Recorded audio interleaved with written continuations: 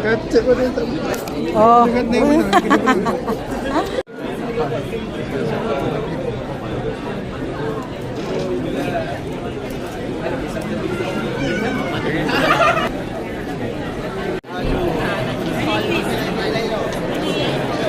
Dia cari kawan-kawan dia.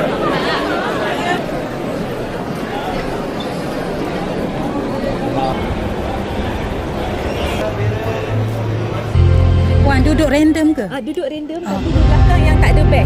Oh, okey. Terima kasih.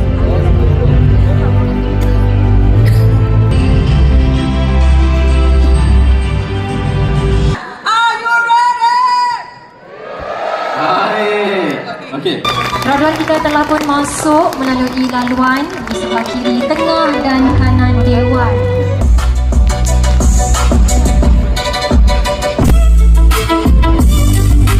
Puan-puan, kita berikan sekali lagi tepukan yang paling gemuruh buat para graduan bagi sidang yang kedua pada petang ini.